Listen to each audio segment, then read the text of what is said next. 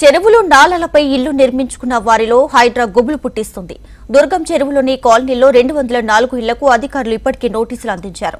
నోటీసులు అందుకున్న వారిలో సీఎం సోదరుడు తిరుపతి రెడ్డి, పలువురు ఐఏఎస్, ఐఆర్ఎస్ అధికారులు, సినీ రాజకీయ ప్రముఖులున్నట్లు తెలుస్తుంది.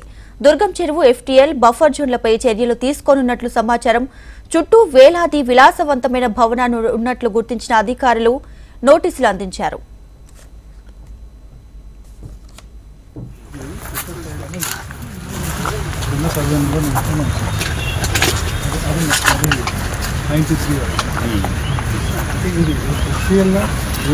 బఫర్లో దీని సర్వే నెంబర్ చెప్తున్నారా? సర్వే నెంబర్ 92 మనం ఇక్కడ వరకు వచ్చినాం. 92లో సగం భాగం, 93లో సగం భాగం. ఇది 93 అదంతా.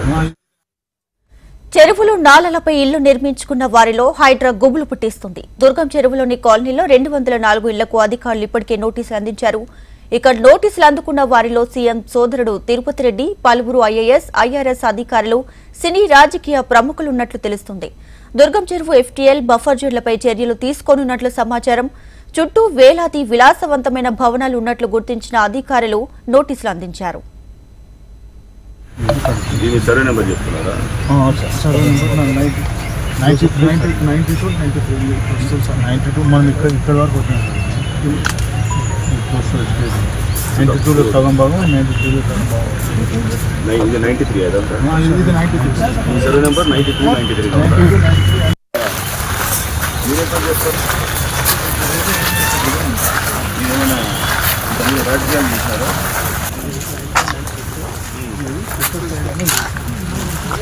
Survey number 93. ఇది ఎఫ్టీఎల్లో బఫర్లో దీని సర్వే నెంబర్ చెప్తున్నారా? సర్వే నెంబర్ 92 మనం ఇక్కడ వరకు వచ్చినాం.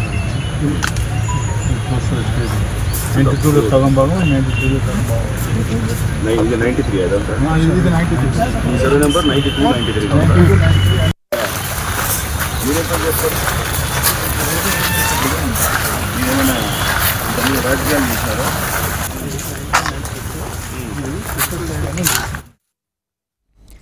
రైట్. ఇక హైడ్రా ఆపరేషన్ లో భాగంగా అయితే దుర్గం చెరువులోని పలు కాలనీలకు ఇప్పటికే హైడ్రా అధికారులు నోటీసులు అందించినటువంటి పరిస్థితి ఉంది. ఇక పూర్తి డీటెయిల్స్ మా హైదరాబాద్ బ్యూరో చీఫ్ రమణ అందిస్తారు. రమణ, దీనిగా హైడ్రా దూకుడు అయితే కొనసాగుతుంది. మనం చూస్తున్నాం కొన్ని రోజులుగా హైదరాబాద్ లో ఉన్నటువంటి చెరువుల్లో ఏవైతే ఆక్రమణలో వాటి తొలగింపు ప్రక్రియ చాలా వేగంగా కొనసాగిస్తున్నారు.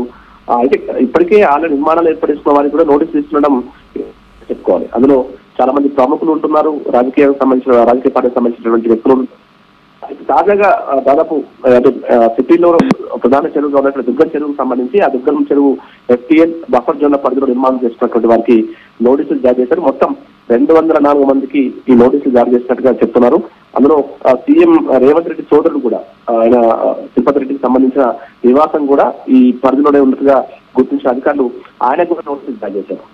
మొత్తం మీద 30 రోజుల్లో స్వచ్ఛందంగా వారంతా కూడా ఆ నిర్మాణాలను కూల్చివేయాలి, లేకపోతే హైడ్రా తన తదుపరి చర్యలు చేపట్టే అవకాశం ఉంటుందని కూడా ఇటు శేషంపల్లి తహసీల్దార్ పేరు మీద ఈ నోటీస్ అయితే ప్రతి ఒక్కరికి పంపించడం జరిగింది.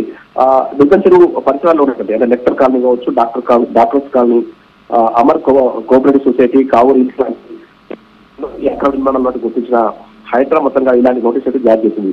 మరి చూడడానికి స్వయంగా తమకు తామే ఈ నిర్మాణాన్ని తొలగిస్తారా, లేదంటే కోర్టును ఆశ్రయిస్తారా మాత్రం వేచి చూడాల్సి ఉంటుంది. Deepika. Right Ramana, thanks for the updates.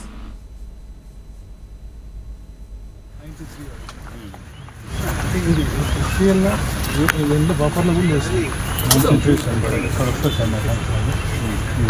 దీని సర్వే నెంబర్ చెప్తున్నారా? సర్వే నెంబర్ 92 మనం ఇక్కడ వరకు వచ్చినాం.